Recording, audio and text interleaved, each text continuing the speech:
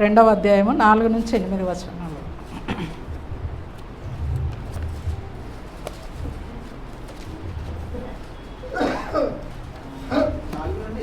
8 వరకు. ఆ స్త్రీ గర్భవతి అయిన కుమారుని కని వాడు సుందరుడై ఉండట చూచి 3 నెలలు వాడిని దాచెను. తర్వాత ఆమె వాడిని దాచలేక వాని కొరకు ఒక జమ్ము పెట్టె తీసుకొని దానికి జిగటమలను కీలును పూసి అందులో ఆ పిల్లవాడిని పెట్టి ఏటి అడ్డున జమ్ములో దానిని ఉంచగా వానికి ఏమి సంభవించునో తెలుసుకోవటకు వాని అక్క దూరంగా నిలిచి ఉండేది. కుమార్తె స్నానం చేయటకు ఏటికి వచ్చాను. ఆమె పనికత్తెలు ఏటి అడ్డున నడుచుచుండగా ఆమె నాచులోని ఆ పెట్టెను చూచి తన పనికత్తెను ఒకరిని పంపి దాన్ని తెప్పించి తెరచి ఆ పిల్లవాడిని చూచినప్పుడు ఆ పిల్లవాడు ఏడ్చుచుండగా చూచి వాని అందు కనికరించి వీడు హెబ్రీయుల పిల్లలో ఒకడను. అప్పుడు వాని అక్క ఫరో కుమార్తెతో, నీ కొరకు ఈ పిల్లవాడిని పెంచుటకు నేను వెళ్ళి హెబ్రీ స్త్రీలలో ఒక దానిని పిలుచుకొని వస్తున్నాను. అందుకు ఫరో కుమార్తె వెళ్ళమని చెప్పగా ఆ చిన్నది వెళ్ళి ఆ బిడ్డ తల్లిని పిలుచుకొని వచ్చాను.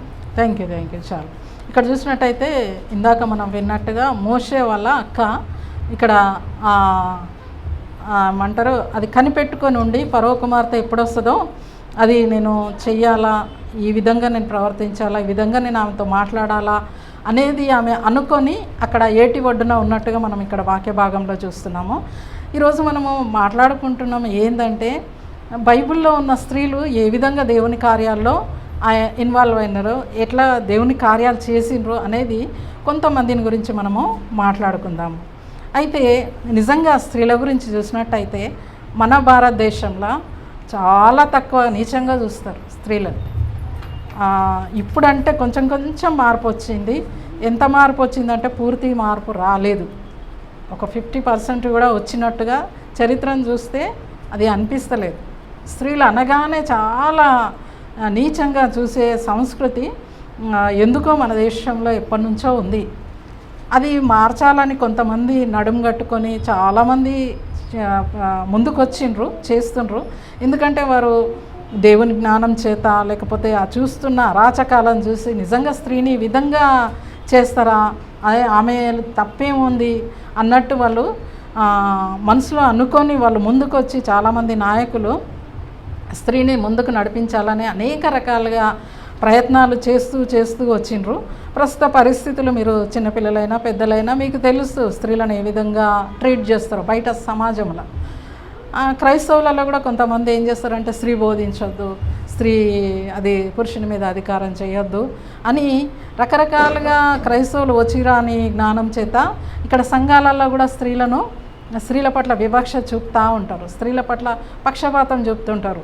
స్త్రీ ఈ విధంగానే ఉండాలా అది ఇది అని స్త్రీలను అనగదొక్కాలని చూస్తూ ఉంటారు. కానీ దేవుని ఉద్దేశంలో స్త్రీ ఎలాంటిది, స్త్రీ పాత్రను దేవుడు ఎలా చూశాడు అని చూసినట్టయితే దేవుడు ఏం చేసిండో ఆదాము అవ్వలను సృష్టించాడు. కొంతమంది వాదన ఏముంటుందంటే ఆదాము ముందు కాబట్టి ఆదామే ఎక్కువ, ఆదామే అవ్వకంటే ఏమంటారు బలవంతుడు లేకపోతే గ్రేట్ అన్నట్టుగా మాట్లాడుతుంటారు. అయితే వాక్యంలో మనం బాగా గమనించినట్టయితే ఆదామును సృష్టించకముందు దేవుడు పక్షులను జంతువులను కూడా చేసి వాటిని అన్నిటినీ ఆదాముకి ఏలమని చెప్పిండు. మరి అవి ఆదాము కంటే ముందు సృష్టింపబడ్డాయి కదా, మరి ఆ జంతువులు పక్షులు ఆదాము కంటే ఎక్కువనా? కాదు కదా. ఆదామును చేసిన వెంటనే ఆదాముకు సాటి అయిన సహాయం లేదు కదా అని అబ్బాను చేసి సాటి అయిన సహాయం చేయాలని ఒక స్త్రీనిగా ఆమెను చేసిండు. కానీ అవ్వ తక్కువ ఆదాము ఎక్కువ అని దేవుడు అక్కడ చెప్పలేదు. ఒకవేళ అట్లాగానే ఉంటే దేవుడు తప్పకుండా చెప్పేవాడు. కానీ వాక్యంలో మనకు వ్రాయబడింది ఆ విధంగా పక్షపాతం ఉన్నట్టుగా లేనేలేదు. దేవుడు స్త్రీలను అన్ని రంగాల్లో ముందుకు నడిపించిండు, అన్ని విషయాల్లో అన్ని కాలాల్లో, పాత నిబంధనల కాలమైనా క్రొత్త నిబంధన కాలమైనా ప్రస్తుత కాలంలో కూడా స్త్రీలను దేవుడు అధికంగా ఆశీర్వదించాడు. ఇప్పుడు చూసినట్టయితే మా చిన్నతనంలో స్త్రీలు తక్కువ ఉండేవాళ్ళు, బోధించేవాళ్ళు. కానీ ఇప్పుడు చూసినట్టయితే నిజంగా మనం చూస్తూ ఉన్నాం కదా, యూట్యూబ్లో కానీ పెద్ద పెద్ద చర్చెస్లో కానీ పెద్ద పెద్ద ఆర్గనైజ్లో కానీ ఏం చేస్తారు, స్త్రీకి చాలా ప్రాధాన్యత ఇవ్వడము మొదలుపెట్టిండ్రు. అవి మనము చూస్తాం. మార్పు చాలా వచ్చింది, క్రైస్తవ సమాజంలో కూడా మార్పు వచ్చింది. మనము సిఎఫ్ఎంలో ఎవరు మనకు కెప్టెన్ యాష్లే కదా, చూడండి కెనడా వాళ్ళు మనకంటే అభివృద్ధి చెందిన దేశం అది, అయినా కూడా వాళ్ళు ఏం చేశారు, స్త్రీలకు ప్రాధాన్యత ఇస్తుండ్రు. అక్కడున్న సంఘస్థులు స్త్రీలు పురుషులు అని తేడా లేకుండా వాళ్ళను ముందుకు వాళ్ళు నడిపిస్తూ ఉన్నారు. ఆ భేదమే ఉండదు అసలు. మన దరిద్రం ఏంటంటే మన ఇంకా దేశాల్లో వేరే దేశాల్లో ఉండొచ్చు, కాకపోతే మన దేశంలో అయితే ఈ సంస్కృతి చాలా వరకు కొనసాగుతూ ఉంది. కానీ మనము అలా ఉండకూడదు. మన రీసెంట్గా ఒక 10 రోజుల క్రితమేమో మన దగ్గర ఉండే ఒక సెలబ్రిటీ, క్రైస్తవుడు కాదు, ఆయన పెద్ద సెలబ్రిటీ, ఆయన కొంతమందికి తెలుసు అనుకుంటా.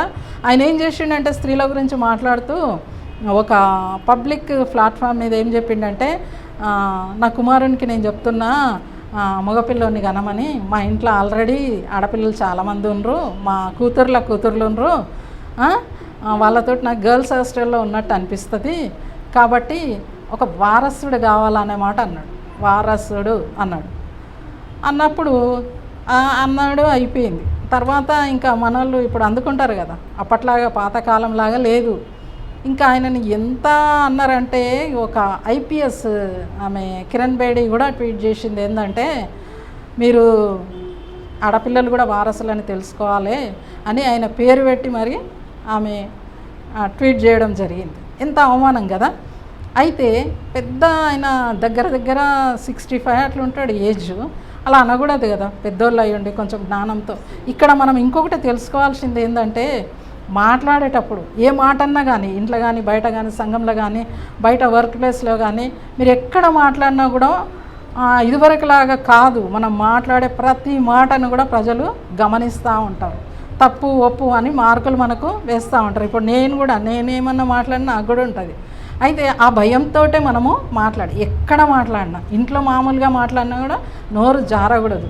అయ్యో నేను తెలియకుండా అన్నం ఇదివరకు అయిపోయింది, ఇక ముందు పురుషులైనా స్త్రీలైనా కూడా జాగ్రత్తగా మాట్లాడాలి. చూడండి, ఆయన అంత పెద్ద సెలబ్రిటీ అని కూడా చూడకుండా అందరు ఆయనకు బుద్ధి చెప్పడానికి ముందుకు వచ్చేసింది కదా. ఎంత అవమానం కదా అది.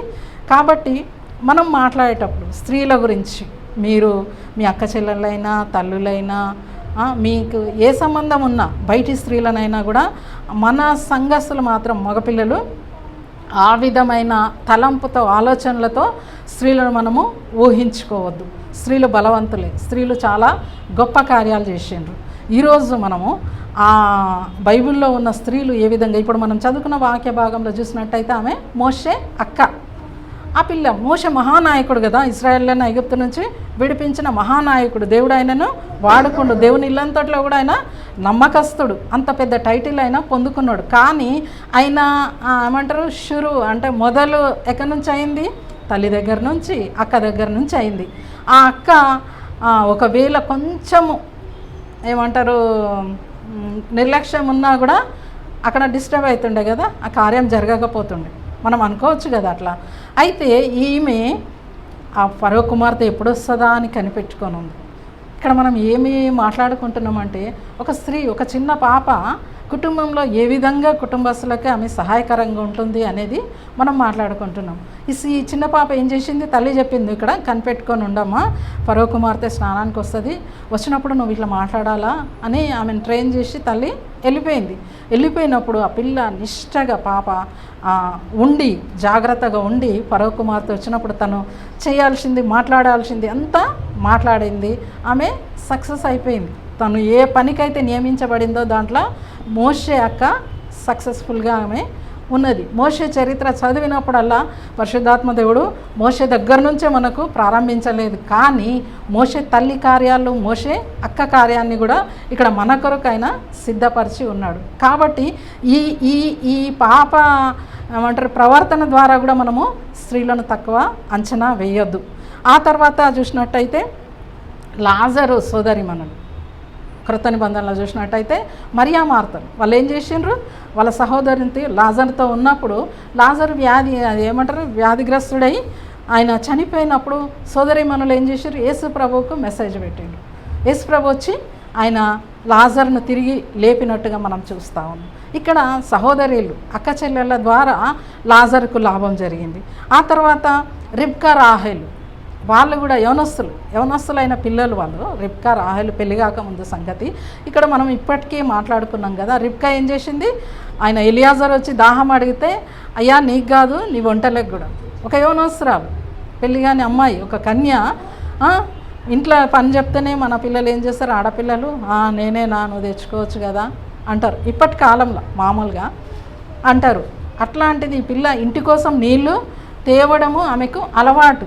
అక్కడ ఏముందంటే సాయంకాలమున వాళ్ళు నీళ్లు చేదుకుంటకు వచ్చే సమయానికైనా వెళ్తాడు. వాక్యంలో అక్కడ అట్లా రాయబడి ఉంది. అయితే ఆయన అడుగుతాడు, అమ్మ దాహమునకి అంటే ఆమె దాహానికి ఇచ్చింది. తెలియని వ్యక్తి ఎలియాజర్. కానీ మళ్ళీ ఏమన్నది, నీ నీ నీ వంటలకు కూడా నేను పెడతాను అని. అప్పట్లో బాయిలు ఎట్లుండే, లోపలికి పోయి ముంచుకొని వచ్చి ఒక తొట్టిలాగా ఉంటుంది కదా, హౌస్ లాగా మనం పొలాల కాడ చూస్తాం. ఆ హౌస్లో పోస్తే వంటలు అవి తాగుతాయి. గొర్రెలు అంటే ఏమో అనుకోవచ్చు, వంటలు మరీ కదా, ఏమంటారు ఎడారి ఓడ వంటే 6 నెలలకు సరిపోయే వాటర్ తాగుతుందంట. పాపము రిబ్కా ఎంత కష్టపడ్డది కదా. ఇక్కడ మనం ఏం నేర్చుకుంటున్నామంటే ఆడపిల్లలు వాళ్ళు తల్లిదండ్రికి సహాయకరంగా ఉండాలి, ఇంటి పనిలో ఇన్వాల్వ్ అయి ఉండాలి. కొన్నిసార్లు కొంతమంది పెళ్ళి అయినాక నేను విన్నాను కొంతమంది చెప్పే మాటలు, నేను మా ఇంటి దగ్గర ఏమి ఒక గ్లాసు కూడా గడగకపోయేదాన్ని అంటాను. ఆ మాట అన్నికి సిగ్గుపడాలా ఆడపిల్లలు. ఎందుకంటే పని చేయాలా. వాక్యం ఏం చెప్తుందంటే తల్లిదండ్రికి సహాయకరంగా ఉండాలి. రాహేలు కూడా ఏం చేసింది, తండ్రి గొర్రెలను ఆమె కాచినట్టుగా చూస్తాం. ఆమె ఏం చేసి యాకోబు పోయే వరకు నేను నీళ్లకు ఏమంటారు ఆ హౌస్ మీద మూత ఎట్లా తీయాలా అని వాళ్ళ ఆలోచనలో ఉన్నప్పుడు యాకోబు అక్కడికి వెళ్తాడు. గొర్రెలు ఎందుకు కాస్తుంది, ఇప్పుడు మన వయసు పిల్లలు కూడా పెళ్ళి అయ్యే వరకు మన ఇంట్లో జాబ్స్ చేసి కుటుంబానికి సహాయకరంగా ఈ కాలంలో ఉంటున్నారు. అయితే అట్లా ఇప్పుడు శిరీష మామూలుగా మన సంఘంలో ఉంది. ఆమె ఏం చేస్తుంది పాపం, ఆరాధన సగం ఆరాధనే ఆమె పని విషయం. ఆ కాలంలో అంటే గొర్రెలు కాయడం వాళ్ళకు జాబు. ఈ కాలంలో వాళ్ళకి చేతికి వచ్చింది, వాళ్ళకు ఏదైతే అనుకూలంగా ఉందో ఆ జాబ్స్ చేసి ఇంటికి సహాయకరంగా ఉంటున్నారు. అయితే ఇక్కడ మోషే అక్క కూడా సహాయం చేసింది.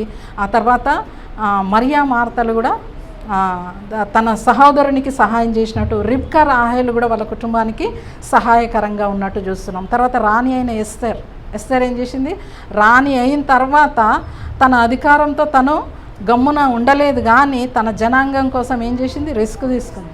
అవును రిస్కే అది, రాజు ముందుకు పిలవకుండా వెళ్ళొద్దు. కానీ ఎస్తర్ ఏం చేసింది, వెళ్ళింది రాజు దగ్గరికి. ఎందుకోసం వెళ్ళిందని తన జనాంగం పట్ల ఆమెకున్న ప్రేమ, తన జనాంగాన్ని ఎలాగైనా రక్షించుకోవాలని రాహేలు చేసింది. అయితే ఇక్కడ మనం ఎస్తర్ దగ్గర నేర్చుకోవాల్సింది ఏంటంటే, మనము ఆడపిల్లలు సంఘం కోసం ఏం చేస్తుండ్రు, మీ బంధువుల కోసము మీ కుటుంబం కోసము మీరు ఏం చేస్తుండ్రు శ్రద్ధగా చెయ్యాల. ఆ తర్వాత భార్యగా అబీగయలు ఉంటుంది, చదవక్కర్లేదు టైం అయిందని నేను స్పీడ్గా చెప్పేస్తున్నా. 1 సమూయేలు 25వ అధ్యాయంలో ఉంటుంది అబీగయలు. బాగా వినండి, పెళ్ళైన స్త్రీలు మీరు జాగ్రత్తగా వినండి. అబీగయలు భర్త నాబాల్ అనేటైన ఒక ఘనకార్యం చేస్తాడు, దావీదును తిడతాడు. తిట్టినప్పుడు దావీదు కోపంగా కత్తులు కటారాలు పట్టుకొని 200 మందికి ఆయుధాలు ఇచ్చి నాబాలు ఉండొద్దు, నాబాలు కుటుంబం వంశం ఏం ఉండొద్దు అని ఒక తీర్మానం చేసుకొని బయలుదేరి వస్తుంటాడు. అయితే నాబాలు భార్య పేరు అబీగయలుకు వాళ్ళ దాసుడు వచ్చి చెప్తాడు, అమ్మ మన యజమాని ఒక గొప్ప తప్పు చేసిండమ్మా, ఇట్లా దావీదుని తిట్టిండు, వాళ్ళు వస్తుండ్రు, నువ్వేం చేస్తావో నీ ఇష్టం అన్నప్పుడు స్త్రీలు మామూలుగా ఏం చేస్తారు, ఒక ఆపద వస్తుందంటే అక్కడి నుంచి పారిపోతారు కదా. ఈ అబీగయలుకు పారిపోయే అవకాశం కూడా ఉండే, కానీ తెలివైంది, జ్ఞానం గలది, అన్నీ తెలుసుకున్న స్త్రీ కాబట్టి, దావీదు గురించి ఆమె ఎరిగిన స్త్రీ కాబట్టి, ఒక భార్యగా భర్తకు ఆపద వచ్చినప్పుడు, కుటుంబానికి ఆపద వచ్చినప్పుడు, కుటుంబం మొత్తము నాశనమయ్యే ఆ పరిస్థితి వచ్చినప్పుడు ఆమె నిలబడ్డది. స్త్రీలు ఆ విధంగా ధైర్యంగా నిలబడే స్త్రీలు కూడా ఉంటారు. అందరిని తక్కువ అంచనా వేయద్దు. ఇక్కడ పురుషులు తక్కువ, అందరు పురుషులు కాదు, పురుషులు స్త్రీలు సమానం, ఎక్కువ తక్కువ అస్సలు కాదు. పురుషులకు అవకాశం వచ్చినప్పుడు పురుషులు చేస్తున్నారు, స్త్రీలకు అవకాశం వచ్చినప్పుడు దేవునిలో ఉండి స్త్రీలు కూడా కార్యాలు చేసినట్టుగా మనం చూస్తున్నాం. ఇయర్లో ఉమెన్స్ డే కాబట్టి స్త్రీల గురించి మనం ఎక్కువ చెప్పుకుంటున్నాము. అయితే ఈ అబీగయలు దావీదుని ఎదుర్కొంది. కత్తులు కటారాలు పట్టుకొని ఆయన కోపంగా వస్తున్నప్పుడు అయినా కూడా ఆమె ఏం చేసింది, దావీదును ఎదుర్కొని మృదువుగా మాట్లాడింది. సామెతలు 15:1 ఉంటుంది, చదవండి ఆ మాట ఒకటి, చాలా బాగుంటుంది, అందరూ నేర్చుకోవాలా. సామెతలు 15:1. మృదువైన మాట క్రోధమును చల్లార్చును, నొప్పించు మాట కోపమును రేపును. చాలు, మృదువైన మాట కోపమును చల్లార్చును. స్త్రీలు మృదువుగా మాట్లాడడము నేర్చుకోవాలి. ఆయన అట్లా అన్నాడని నేను అన్నా, అస్సలు అనొద్దు అట్లా. ఆయన అన్నా కూడా నువ్వు మంచిగానే మాట్లాడాలి, మృదువుగా మాట్లాడాలి. మృదువుగా మాట్లాడితే ఎదుటోనికి కోపం ఉన్నా అది చల్లారుతుంది. వాక్యం చెప్తుంది, పరిశుద్ధాత్మ దేవుడు మనతో చెప్తున్నాడు, మృదువైన మాట క్రోధమును చల్లార్చును, నొప్పించు మాట ఏమవుతుందంట, కోపంను రేపుతుంది. ఇంకా అక్కడ అరాచకమే జరుగుతుంది. నొప్పించు మాట, ఎదుటోళ్ళు ఒకటి మనం ఒకటి అంటా ఉంటే ఇంకా గొడవ ఎక్కువైపోతుంది. వాక్యం చెప్తుంది ఏంటంటే మృదువుగా మాట్లాడాలి. మనం మాట్లాడే మాట 1-4 సార్లు మనము తలంచుకోవాలి, నేను మాట్లాడుతున్న మాట కరెక్టే కాదు. మాట వల్లనే ఇప్పుడు చాలా కేసులు అవుతున్నాయి బయట. చాలామంది సెలబ్రిటీలు పాపము జైళ్ళ చుట్టూ తిరుగుతాయి. ఏంటంటే మనోభావాలు దెబ్బతిన్నాయి అంటారు కదా. మన మాట ఇతరుల మనోభావాలు దెబ్బతీసే ప్రమాదం ఉంది కాబట్టి ఇక ముందు నుంచి మన మాటలు జాగ్రత్త, తక్కువ మాట్లాడితేనే మంచిది. ఎక్కువ మాట్లాడడం కంటే వినుట మేలు అని కూడా వాక్యంలో ఉంది. కాబట్టి మాట్లాడాలి. మరి అవసరం వచ్చినప్పుడు మాట్లాడక తప్పదు. కాకపోతే మాటలు మృదువుగా ఉండాలి. మన మాట పక్కోళ్ళు వింటే కూడా మనం మాట్లాడుకుంటుంటే థర్డ్ పర్సన్ వింటే కూడా అరే ఎంత బాగా మాట్లాడింది అనేటట్టు మన మాట మృదువుగా ఉండాలని వాక్యం మనకు నేర్పిస్తూ ఉంది. ఈ అబీగయలు మృదువుగా మాట్లాడినప్పుడు దావీదు చాలా కూల్ అయిపోతాడు. సరే నువ్వు వచ్చినావు కాబట్టి నేను ఆపేస్తున్నా అని వస్తాడు. వచ్చిన తర్వాత వెళ్ళిపోతాడు. ఆయన ఆమె ఇచ్చిన కానుకలు తీసుకొని వెళ్ళిపోతాడు. తర్వాత ఇంటికి పోయిన తర్వాత తెల్లవారినాక ఆమె భర్త తాగి బాగా నిద్రపోయి పొద్దున్న లేచినాక భర్తకు చెప్తుంది, నువ్వు చేసిన పని ఏంటి, దావీదు ఇట్లా కత్తులు తీసుకొని మన ఇంటి మీదకి వచ్చిండు, ఎంత ఘోరం జరుగుతుండే అంటే, అవునా దావీదు వచ్చిండా, ముందేమో తిట్టేటప్పుడు మనకి ధైర్యం చాలా ఉండే, భార్య మాట చెప్పంగానే చల్లబడ్డాడు, 10 రోజులు కోమాలకు పోయాడు. ఒక్క మాట అంతే, దావీదు వచ్చిండు అని మాట చెప్తే చూడండి పురుషులకు స్త్రీలకు ఉన్న వ్యత్యాసం ఇక్కడ మనం చూసినట్టయితే భర్త ఏ విధంగా ప్రవర్తించిండు, భార్య ఏ విధంగా ప్రవర్తించిండు చూసుకోవాలి మనం. భర్తనేమో గొడవకు కారణమైండు అనేసిండు, గొడవ జరిగింది, భార్య పోయి ఆ గొడవను చల్లార్చింది తన మాటల చేత, మృదువైన మాటల చేత. ఆ యొక్క దావీదు రాజు ప్రేమను ఆమె సంపాదించుకుంది. ఆయన కోపాన్ని తగ్గించుకునేటట్లు తన మాటలు ఉంచి ఆమె ఏం చేసిందంటే ఆయనను బతిమాలుకొని వచ్చి మళ్ళీ భర్తతో ఏమంటుందంటే, నువ్వు రాత్రి ఎందుకు ఇటు చేసినావు అని ఇట్లా వచ్చిండు అనగానే విని చచ్చిపోయిండు. 10 రోజులు కోమాలో ఉండి చచ్చిపోతాడు. మీకు ఇంట్రెస్ట్ ఎవరికన్నా అవునా అన్నట్టుంటే 1 సమూయేలు 25వ అధ్యాయం చదవండి, చాలా బాగుంటుంది ఆ సందర్భం. ఆ తర్వాత ఆ అబీగయలు అంటే స్త్రీలు మాట్లాడే మాటలను బట్టి కుటుంబానికి మేలు జరుగుతుంది. ఏదన్నా గొడవ అయిందంటే చాలా తెలివిగా మాట్లాడాలి. రెచ్చగొట్టే మాటలు కొడుకులతోటైనా బిడ్డలతోటైనా బంధువులతోటైనా కూడా ఎటు పెట్టి ఆ యొక్క ఏమంటారు అల్లరిని ఆపడానికే మనం మాట్లాడాలి తప్ప ఇంకింత ఆజ్యం పోసేటట్టు మన మాటలు ఉండకూడదు. ఆ తర్వాత రూతు ఏం చేసింది, అతను పోషించింది కష్టకాలంలో, కుటుంబానికి సహాయకరంగా ఉంది. ఇవన్నీ ఎన్ని దశలల్లో స్త్రీలు వాళ్ళ కుటుంబాలకు సహాయకరంగా ఉండరు, లేకపోతే వాళ్ళ సమాజానికి సహాయకరంగా ఉండరు అనేది మనం చూసుకుంటున్నాము. రూతు ఏం చేసింది, అతను కష్టపడి పోషించింది. ఇప్పటి కాలంలో కొంతమంది ఏం చేస్తారంటే ఆమె అత్త స్వాస్థ్యం ఉన్నా కూడా పెట్టారు, నేనేం చేయాలి నీకు అది ఇది అనే రోజులలో మనం ఉంటున్నాము. చాలామంది ఉండరు అట్లా. అయితే కానీ ఇక్కడ రూతు దగ్గర నేర్చుకోవాల్సింది ఏంటంటే, రూతు ఇంకా జాబ్ చేసింది, ఆమె ఎండలో కష్టపడ్డది పాపం బిడ్డ, వేరే దేశం నుండి వచ్చి అతను ఆమె పోషించినట్టుగా వాక్యంలో రాయబడి ఉంది. ఆ తర్వాత విధవరాలు, ఎవరు సారెపతు విధవరాలు ఒక ప్రవక్తను పోషించింది. ఇక్కడ మనం ఏం నేర్చుకుంటున్నామంటే యవనస్తులే సేవ చేయాలా, చిన్నపిల్లలే చేయాలా సేవ, లేకపోతే మేమేడ చేస్తామని వృద్ధులు అనుకోవడానికి లేదు. విధవరాలు ఏం చేసింది, ఒక ప్రవక్తకు ఆమె ఆశ్రయం ఇచ్చింది. ఆయనను ఏలియాను కొన్ని రోజులు కరువు ఉన్నప్పుడు ఆమె పోషించినట్టుగా చూస్తున్నాం. అంటే ప్రభు పనిలో సారెపతు విధవరాలు కూడా ఆమె పాలిదానిగా ఆమె ఒక పాత్రగా వాడబడింది దేవుని పనిలో. ఆ తర్వాత కన్యా మరియ, లోకరక్షకుడు రావడానికి ఏం చేసింది? మరియమ్మ తన జీవితాన్ని అర్పించింది. మరియమ్మ తను యేసుక్రీస్తును కనడానికి అంగీకరించిందా, ఒప్పుకుందా? ఎన్ని నిందలు కదా ఆమెకు. ఇప్పటికీ తిడతారు తెలుసా మరియను.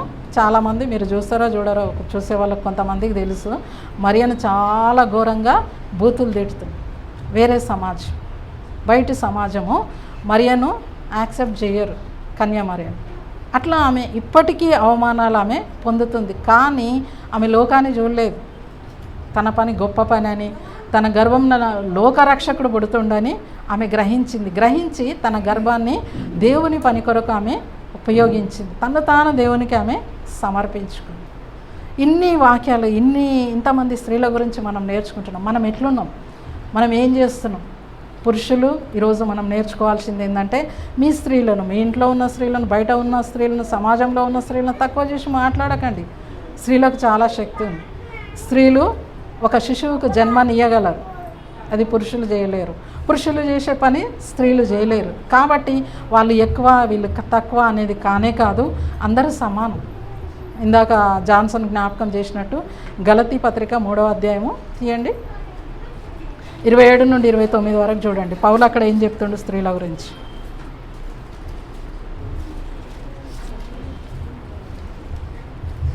గలతీ పత్రిక 3వ అధ్యాయము 27 నుంచి 29 వరకు. క్రీస్తులోనికి బాప్తిసం పొందిన మీరందరూ క్రీస్తును ధరించుకొని ఉన్నారు. ఇందులో యూదుడని గ్రీసు దేశస్థుడని లేదు, దాసుడని స్వాతంత్రుడని లేదు, పురుషుడని స్త్రీ అని లేదు, యేసుక్రీస్తునందు మీరందరూ ఏకముగా ఉన్నారు. మీరు క్రీస్తు సంబంధులైతే ఆ పక్షమందు అబ్రహాము యొక్క సంతానమై ఉండి వాగ్దాన ప్రకారము వారసులై ఉన్నారు. చాలు. ఇక్కడ చూసినట్టయితే పౌలు చెప్తుండు, పురుషుడని స్త్రీ అని లేదు అంట. స్త్రీ పురుషునితో సమానము. లాస్ట్ మాట ఏముంది? వాగ్దాన ప్రకారము వారసులై ఉన్నారు. మీరు క్రీస్తులో ఒకవేళ బాప్తిసం పొంది క్రీస్తును ధరించుకొని మీరు ఉన్నట్టయితే మీరేంటంట? వారసులు. మీ ఇంట్లో ఎవరు కానీ, ఇప్పుడు వాక్యం వినోళ్ళు కానీ, లేకపోతే మన బంధువులు వస్తుంటారు కదా ఇంటికి వచ్చి, ఆడపిల్లలే ఆమె ఇవాళ ఉంటుంది రేపు పోతుంది అని కొంచెం నీరసమైన మాటలు మాట్లాడతారు కదా, వాళ్ళకి వాక్యము చూపియండి. ఆడపిల్లలు వారసులు. మనకి ఎంత ఆస్తున్నా కూడా అందులో మగపిల్లలకి ఎంతనో ఆడపిల్లలకు కూడా అంతే ఉంచాలని మన చట్టాలు ఉన్నాయి. చట్టాలు తీసుకొచ్చిర్రు, చట్టాలు అమలు చేస్తుండ్రో లేదో తెలియదు కానీ చట్టాలు అయితే తీసుకొని వచ్చిండ్రు. ఆడపిల్లలు కూడా స్త్రీలు కూడా సమానమే. నాకైతే సమానము మేము స్త్రీలం సమానము అని అడుక్కోవాల్సి వస్తుంది. ఏందబ్బా ఇది, ఎందుకు ఇట్లా తయారు చేసారు మన సమాజాన్ని అని బాధ అనిపిస్తుంది. అది కానే కాదు. కొన్ని కంట్రీస్లలో ఎట్లుంటాయి, మామూలుగా వద్దులే ఆ విషయం చెప్పాను కానీ, అయితే మనల్ని ఇక్కడ దేవుని వాక్యం ఏమంటుందంటే, వాగ్దాన ప్రకారం మనము దేవుడు వాగ్దానం చేసిండంట, నువ్వు నా వారసురాలు. క్రీస్తు వారసులం అయినాక ఒకవేళ మొండికేసి ఈ లోకస్తులు మనకు వారసత్వం ఇవ్వకుంటే కూడా నో ప్రాబ్లం. కానీ మన భారతదేశ చట్టంలో కూడా స్త్రీకి, ఆడబిడ్డలకి వారసత్వం ఉంది. ఆ తర్వాత దేవుడు కూడా మనకి ఇక్కడ వాక్యం చూపిస్తుండు, వారసులు. దేవుడు స్త్రీని ఎంతగా హెచ్చించిండంటే చూడండి, అదే గలతీ 4:4 చదవండి. యేసుక్రీస్తు ప్రభుల వారి జన్మను గురించి అక్కడ ఉంటుంది. అయితే కాలము పరిపూర్ణమైనప్పుడు దేవుడు తన కుమారుని పంపెను. ఆయన స్త్రీ యందు పుట్టి మనము దత్తపుత్రులము కావాలని ధర్మశాస్త్రములకు లోబడి ఉన్న వారిని విమోచించుటకై ధర్మశాస్త్రములకు లోబడిన వాడు. చాలు. ఆయన ఎవరి యందు పుట్టిండంట? స్త్రీ యందు పుట్టిండంట. దేవుడు చూడండి, దేవుని ఏమంటారు చూపు, ఆలోచన ఎట్లుంది. మన సమాజంలోని ఆలోచనలను మనము తీసుకోవద్దు. కానీ మనకు బైబిల్ ప్రామాణికం కాబట్టి బైబిల్ ఏం చెప్తుందంటే, దేవుడు స్త్రీని తక్కువ ఏం చేయలేదు. చాలా ఉపమానాలు ఉన్నాయి. చాలామంది స్త్రీల గురించి మనము చూసుకోవచ్చు. దేవుడు ప్రతి సమయంలో ఒక్కొక్క స్త్రీని అయినా ఎంచిండు. ఏమంటారు, శిరువుల ఆది సంఘంలో స్త్రీలు కూడా వాళ్ళతో శిష్యులతోటి కలిసినట్టు 120 మంది అక్కడ ఉన్నట్టుగా మనము అపొస్తలుల కార్యం 1వ అధ్యాయంలో చూస్తూ ఉంటాము.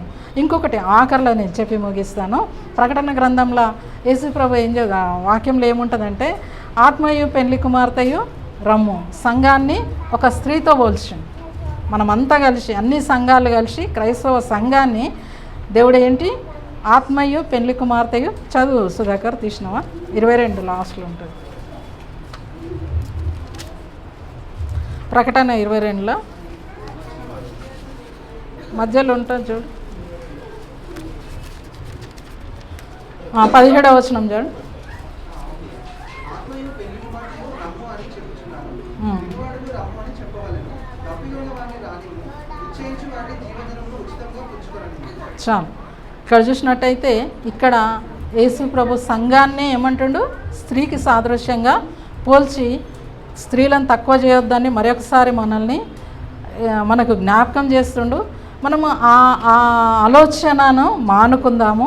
స్త్రీలు పురుషులు సమానం. పురుషులు ఏ విషయంలో తక్కువ కాదు, స్త్రీలు ఏ విషయంలో కూడా తక్కువ కానే కాదు. ఇంకొకటి ఏంటంటే, నేను అమ్మాయిలని అబ్బాయిలాగా పెంచుతున్నా, పెంచాల్సిన అవసరం లేదు. దేవుడు అమ్మాయిగా ఇచ్చినప్పుడు నువ్వు అమ్మాయిగానే చూడాలి. దేవుడు ఎట్లా పెట్టిండో అట్లనే ఉంచాలి. అమ్మాయిని అబ్బాయిగా మార్చొద్దు, అది కూడా పాపమని ధర్మశాస్త్రంలో ఉంది. అబ్బాయి కూడా అమ్మాయి వేషము వేసుకోవద్దు. వరుసగా 3 కొడుకులే ఉండరు అని ఎవరన్నా సుధీర్ లాంటి వాళ్ళు చిన్నోడిని పట్టుకొని ఫ్రాకులు వేయడం చేయొద్దు. ఎందుకంటే నీకు కుమారుణ్ణి ఇచ్చిండు కాబట్టి నువ్వు అని కుమారునిగా ఆయనని పెంచాల. కాబట్టి ఈరోజు మనం వాక్యాలు నేర్చుకున్నాం ఏంటంటే, ఒక స్త్రీని స్త్రీగానే చూడండి, గౌరవించండి. ఆమె ఎందులో కూడా తక్కువ కాదు. ఆమె కుటుంబానికి చాలా సహాయకరంగా ఉంటుంది. ఒక ఫ్యామిలీ అంటేనే మొత్తం 4 పురుషులు ఉంటే ఫ్యామిలీ కాదు. స్త్రీ తప్పకుండా ఉండాల్సింది. స్త్రీ ఉంటేనే అది ఫ్యామిలీగా గుర్తించబడుతుంది. అందులో అందరు లేడీస్ ఉంటే కూడా కాదు, పురుషులు కూడా ఉంటే అది ఫ్యామిలీగా కుటుంబ వ్యవస్థను దేవుడు ఈ లోకంలో మనకిచ్చిండు కాబట్టి దానికి దేవునికి మనం వందనాంజలి ఇస్తాము. ఇలాంటి మన సమాజంలో ఉన్న ఆలోచనను మనము పక్కకు పెట్టేద్దాము. బైబిల్లో ఉన్న ఆలోచన ప్రకారం మనం ముందుకు సాగుదాము. దేవుడు ఆ విధంగా మనల్ని నడిపించును గాక.